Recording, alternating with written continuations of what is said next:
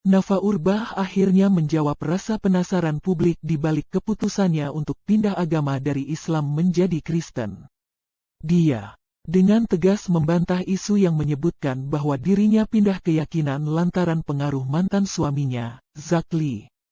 Dia menjelaskan, memeluk agama Kristen adalah sebuah keinginan yang jauh sebelum bertemu dengan sang mantan suami, sekitar tahun 2003. Saat itu, penyanyi lagu berjudul Hatiku Bagai Terpenjara ini sedang berada di puncak karirnya. Saat itu gue masih 23 tahun. Rating sinetron gue selalu nomor 1. Iklan banyak, album laku, dan show lagi gila-gilaan, kata Nafa Urbah yang dikutip dari kanal YouTube Daniel Mananta Network pada Senin, tanggal 7 November tahun 2022. Di tengah popularitasnya, Nafa Urbah justru mengalami sebuah kejadian yang membuat dirinya mempertanyakan kehadiran Tuhan. Hubungan asmaranya dengan Primus Yustisio berakhir dan dia diagnosa mengidap sebuah penyakit yang mengharuskan untuk operasi.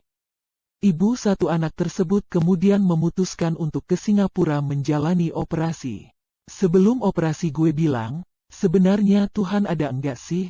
Gue sudah minta tolong sembuhin hati dan pikiran. Tapi enggak sembuh juga. I need you. Usai operasi, dia sempat menyalakan televisi di kamar rumah sakit dan menonton khotbah pendeta John Hartman. Ketika itu, dia merasa sang pendeta secara spesifik berbicara dengan dirinya dan mengajak Nafa Urbah untuk berdoa. Pendeta itu meminta untuk meletakkan tangan kiri di tubuhnya yang sedang sakit dan tangan kanannya diangkat. Gue ikuti petunjuk pendeta itu dan mulai berdoa dalam nama Tuhan Yesus. Sesuatu yang tentu bertentangan dengan agama yang gue imani saat itu. Tapi gue coba saja, berdoa, siapa tahu sembuh, lanjutnya. Usai perkenalan dengan Yesus melalui program itu, Nafa Urbah kemudian memutuskan untuk jalan-jalan di Orchard Road. Dia lalu membeli sebuah salib yang membuat dirinya merasa semakin terikat dengan Tuhan. Ia kemudian kembali ke hotel dan membaca Alkitab yang ada di kamarnya.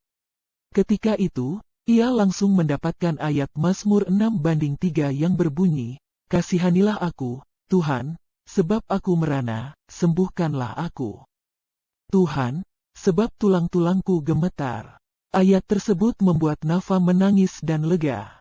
Sebuah rasa yang sulit dijelaskan dan tidak dapat dilupakan sampai saat ini.